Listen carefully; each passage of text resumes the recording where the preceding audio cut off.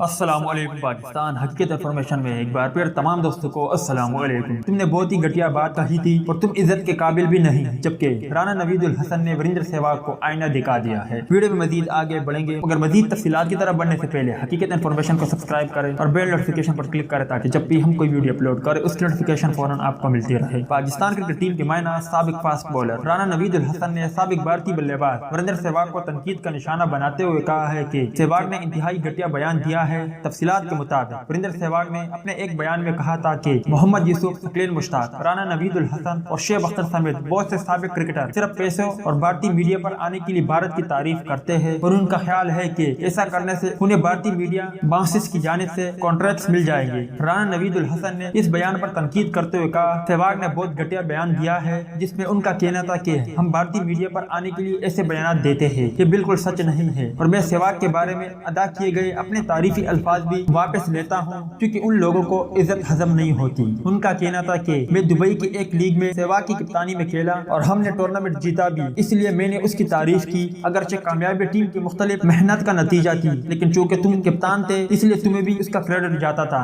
لیکن تم نے اس کا غلط مطلب سمجھ لیا کہ ہم بھارت میں کامیاب ہونے کے لیے آپ لوگوں کی تعریف کرتے ہیں۔ رانا نوید الحسن نے مزید کہا ہے کہ تم نے 2 سال قبل بھی ایسا ہی ایک گھٹیا بیان دیا تھا، لیکن میں نے اسے نظر انداز کر دیا۔ بہرحال تمہیں سوشل میڈیا پر خاموش کرانے کے لیے اب ہمیں جواب دینا ہی تھا۔ تو دوست یہ تھی وریندر سہواگ اور رانا نوید الحسن کے حوالے سے کچھ اپڈیٹ، امید کرتا ہوں آپ کو پسند آئی ہوگی۔ اس اپڈیٹ کے متعلق اپنی رائے کا اظہار کمنٹ باکس میں ضرور دیں۔